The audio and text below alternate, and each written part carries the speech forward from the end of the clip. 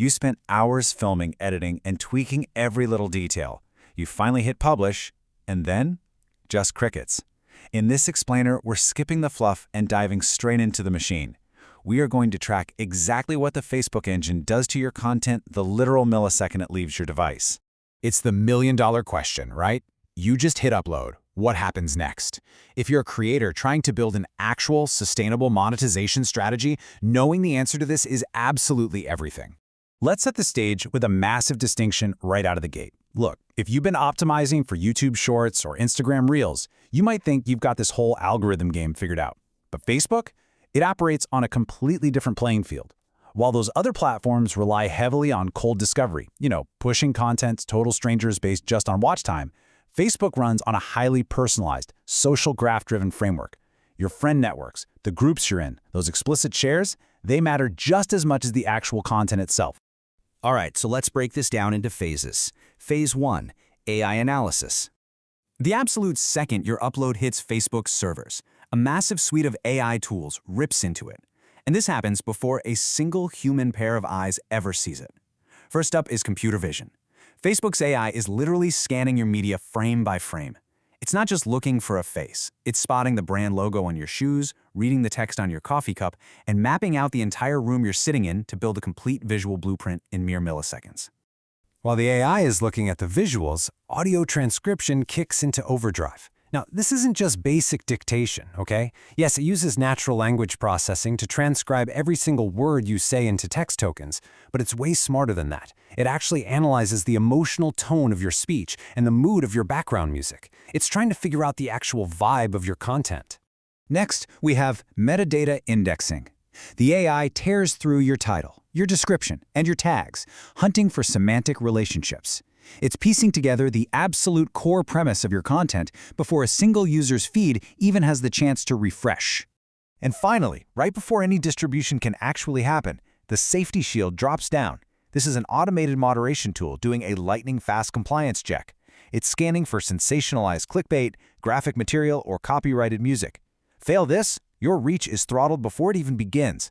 Honestly, this is exactly where so many creators get shadow banned without even realizing it. So assuming your content survives the safety check, we jump right into Phase 2, topic mapping. This is where the algorithm turns into a hyper-enthusiastic matchmaker. Facebook is not just throwing your content at the wall to see what sticks.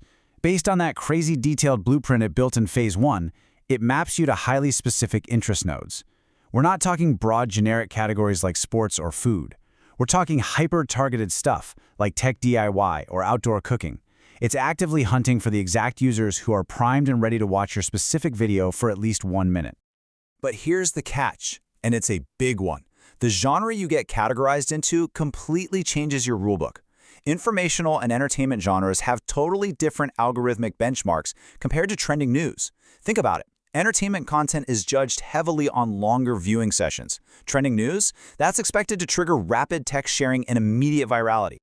Then there's originality scoring. Consider this a massive warning sign. The algorithm rigorously evaluates how unique your content actually is. If it detects recycled clips, heavy use of generic stock footage, or just unoriginal reaction commentary, it's going to severely penalize your distribution. But on the flip side, if you bring an original concept to a popular genre, you trigger a massive algorithmic boost. Facebook loves and actively rewards fresh idea. Which brings us to the real moment of truth. Phase 3, the promotion pipeline. This is the strict, highly data-driven journey from your local audience all the way to the global stage. Step 1, seed group testing. Facebook pushes your content out to a tiny, curated group of your most active followers, plus a small lookalike audience. Then we hit Step 2, velocity tracking.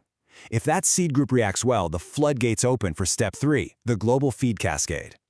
That's when you get pushed into the dedicated video tabs and suggested feeds worldwide. But how does the system decide to move you past Step 1? It all boils down to the number 3, specifically the 3-second mark. Facebook obsessively tracks what's called the thumb stop rate. This measures your immediate scroll velocity. Basically, what percentage of users actually stop scrolling through their feed and stayed on your content for at least 3 seconds. If your thumb stop rate is low, your viral journey ends right there. Now, if you survive that 3-second test, you face the absolute heart of the engine, the valuation formula. Facebook scores you on 3 main pillars. First, loyalty. Does this upload actually make people want to return to your page later? Second, retention. Are viewers staying long enough to hit specific minute markers? And third, engagement. Are they leaving meaningful, long-form comments and sharing it with their friends? Speaking of retention, the numbers you absolutely must memorize are 1 and 3. Facebook has strict 1-minute and 3-minute retention benchmarks. If you want mass distribution, hitting that 1-minute mark with a large percentage of your audience is completely non-negotiable. And if you can manage to hold them past 3 minutes, the algorithm basically treats your content like pure gold. All right, let's move into our final section, Facebook versus Shorts and Reels. Listen, if you're blindly cross-posting the exact same way across all three of these platforms, you are leaving serious money on the table. On Shorts and Reels, discovery is mostly cold. It's strangers swiping through a never-ending random feed. But Facebook heavily balances discovery with your actual social graph. A single explicit share on Facebook triggers organic distribution directly into that user's specific friend groups and families. It's essentially digital word of mouth on steroids. The retention philosophies couldn't be more different either. YouTube Shorts heavily rewards those hyper-fast 15 to 60-second rapid loops. The faster they loop, the better it performs. Facebook's algorithm, however, actively penalizes that behavior.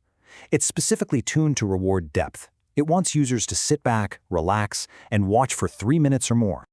And why exactly does it want 3 minutes? Well, it's the monetization edge. Instead of relying purely on a generic, unpredictable creator fund pool like some of the short-form platforms do, Facebook has a direct financial incentive to actively boost longer content. Think about it. Videos over 3 minutes can naturally host mid-roll ad breaks. When you create content that holds attention long enough for an ad break, you are directly driving platform revenue. In return, the algorithm rewards you with massive distribution. Finally, the way users interact matters just as much. On Instagram, the quick, mindless double-tap like is king. It's a fast, easy signal. But Facebook's engine, it intensely prioritizes friction. It wants long, threaded comments where users are actually replying back and forth to each other. It wants explicit shares with custom text attached to them. These higher friction actions are the ultimate signals to the algorithm that you aren't just creating a quick distraction, you're building a true community. So, as we wrap up this explainer, I want to leave you with one final thought. Is your next upload built for a quick loop, or is it built to dominate a community? Because if you understand the AI, if you hit those 1 and 3 minute retention markers, and if you optimize for deep shares over simple likes, Facebook isn't just going to show your content to strangers, it's going to embed it into the very heart of a community. Thanks for joining me on this deep dive.